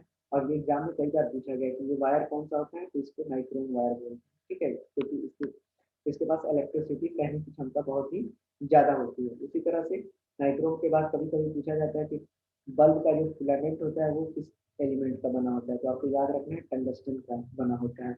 क्यों, क्योंकि टंगस्टन जो होते हैं बहुत ही हाई टेम्परेचर को बियर कर सकता है। और वो टेम्परेचर कितना हो सकता है, तो एक बार आप उसको बुक में प्लीज चेक कर लेंगे। मेरे हिसाब से आई होप टंगस्टन जो है 35 डिग्री सेल्सियस तक जो है बियर कर सकता है, लेकिन आप प्लीज इसको वेरीफाई कर लीजिएगा, ठीक है, आप इसको वेरीफाई कर लीजिएगा, ठीक है। तो आप देखेंगे कि ये जो जो हीटिंग इफेक्ट होता है, ये जो नाइक्रोम का तार जो होता है ये गर्म होता है, जिसके कारण ये जो नीचे वाला पोर्शन है वो गर्म होता है, और आप कपड़े पर रख देते हैं तो आपका कपड़ा क्या हो जाता है, बिल्कुल सीधा हो जाता है ना। और आपको एक अच्छा ड्रेसअप करने के लिए मिल जाता है। तो हीटिंग इफेक्ट तो करंट से आ रहा है ना, तो ये जो हीटिंग इफेक्ट हो रहा है। अब आप तार देखिए, अब आप तार को देखेंगे तो तार अगर मान लीजिए उसमें बहुत सारा करंट, अगर उसके रेजिस्टेंस से ऊपर का अगर आप अगर उसमें करंट को दौड़ाएंगे, है ना, मान लीजिए कि उस तार को सहने की क्षमता है 2 एम्पियर का, और आप 3 एम्पियर में करंट बहाएंगे, तो ऐसे तो वो गर्म होगा ही, लेकिन उससे क्या होगा, गर्म होगा, और ज्यादा गर्म हो जाएगा, जल जाएगा कुछ देर के बाद। तो कहने का मतलब क्या है, करंट क्या है, एक तरह का हीट ही तो प्रोड्यूस कर रहा है। तो इसीलिए हम लोग हीटिंग इफेक्ट पढ़ रहे हैं, किसके लिए, करंट के लिए। तो वो जो करंट है वो कितना हीटिंग इफेक्ट देगा, यही तो हमको निकालना है, समझ रहे हैं आप, ठीक है। तो देखिए, अब हमको क्या पता है कि जो भी होता है वो किसके बराबर होता है, आई इंटू आर के बराबर होता है। और हम पढ़ चुके हैं कि जो मेरा पोटेंशियल, जो मेरा इलेक्ट्रिकल पोटेंशियल एनर्जी होता है वो किसके बराबर होता है, V बराबर Q इंटू V होता है। आपने पढ़ चुके हैं ना, तो या आप ऐसे पढ़ चुके हैं ना कि वर्क डन जो होता है। चलिए मैं आपको बेसिक्स फिर से याद दिला देता हूँ, अगर आप भूल गए होंगे। तो देखिए, जो V होता है, पोटेंशियल डिफरेंस जो होता था वो क्या होता था, वर्क डन अपॉन चार्ज हो जाता था, क्योंकि amount of work in bringing from infinity to a point को ही क्या बोलते थे, पोटेंशियल बोलते थे। और इसी पोटेंशियल को हम लोग क्या बोलते थे कि अगर ये वर्क डन को मैं लिखूंगा तो क्या लिखूंगा, V इंटू Q लिखूंगा। और वर्क डन ही तो क्या होता है, वर्क डन ही आपका क्या होता है, वर्क डन जो है आपका, वर्क डन को हम क्या बोलते थे, इसी को तो हम बोलते थे कि अगर ये एनर्जी के फॉर्म में स्टोर कर रहा है तो इसी को तो हम क्या बोलते थे, इलेक्ट्रिकल पोटेंशियल एनर्जी। और ये किसके बराबर होता था, V इंटू क्यू के बराबर। अब हम पढ़ चुके हैं कि क्यू क्या होता है, क्यू बराबर आई इंटू टी होता है। तो जो जो पोटेंशियल एनर्जी हो जाएगा या वर्क डन आप ले लीजिए, ये किसके बराबर हो जाएगा, क्यू की जगह मैं आई टी रखूंगा तो ये आई टी इंटू वी हो जाएगा। तो यू बराबर वर्क डन इंटू क्या लिख सकता हूँ मैं, V into I into T लिख सकता हूँ। अब हमको पता है कि V बराबर क्या होता है, आई आर, वो मैंने आपको पहले भी लिख दिया। तो ये जो वर्क डन होगा या एनर्जी स्टोर होगा वो किसके बराबर हो जाएगा, क्योंकि वर्क डन क्या होता है, वर्क डन बोल दीजिए या हीट भी क्या है, एक तरह का एनर्जी का फॉर्म है, तो ये भी क्या हो गया, एक तरह का एनर्जी ही आ गया, है ना। और एनर्जी क्या है, हीट भी एक तरह का एनर्जी है, तो मैं इसको सब कुछ लिख सकता हूँ। और ये मैं कैसे लिख रहा हूँ आपको मैं बताते हुए भी चल रहा हूँ। तो अब मैं इस एनर्जी या वर्क डन को मैं क्या लिख सकता हूँ, हीटिंग इफेक्ट लिख सकता हूँ। तो इसको मैं एच से डिनोट कर रहा हूँ, तो V की जगह पर मैं आई आर लिख देता हूँ इंटू आई इंटू टी लिख देता हूँ। तो एच क्या बन जाएगा, आई स्क्वायर इंटू आर टी बन जाएगा। और यही तो हमको चाहिए था, यही तो हमको चाहिए था। तो एच बराबर क्या होता है, आई स्क्वायर आर टी होता है, या आप यू बराबर इसको क्या लिख लीजिए, आई स्क्वायर आर टी लिख लीजिए। ठीक है। अब आप आई को वी में भी बदल सकते हैं, क्योंकि वी बराबर आई आर होता है। तो आई की जगह आप क्या लिख सकते हैं, वी बाई आर लिख सकते हैं। तो इसी को अगर आपको टर्म चेंज करना हो तो हीटिंग इफेक्ट को आप चेंज कर दीजिए, तो ये हो जाएगा V square by R square into R into T हो जाएगा। तो एक आर से एक आर को कैंसिल कर लीजिए, तो एच क्या बचेगा, V square T by R बचेगा। ठीक है। तो आपको न्यूमेरिकल में कैसे भी घुमा के पूछ सकते हैं। ठीक है। तो आपको समझ में आ गया होगा कि heating effect of electric current किसको बोलते हैं। तो चलिए, अपना इलेक्ट्रिसिटी का चैप्टर मैंने आपको खत्म कर दिया है। अगर आपको वीडियो अच्छा लगा हो तो आप प्लीज़ इसको लाइक कीजिए, शेयर कीजिए और सब्सक्राइब कीजिए। आपको इसका पीडीएफ जो है मेरे टेलीग्राम चैनल पर जाकर आपको AVHI GHQ टाइप करना है। और अगर आपको कोई भी क्वेरी हो या कोई भी क्वेश्चन हो तो आप मेरे व्हाट्सएप नंबर पे बिल्कुल आप उसे डालिए। और अगर आपको कोई भी प्रॉब्लम हो तो आप मुझे बेझिझक कॉल भी कर सकते हैं, मैं आपको अपना नंबर भी दे दे रहा हूँ।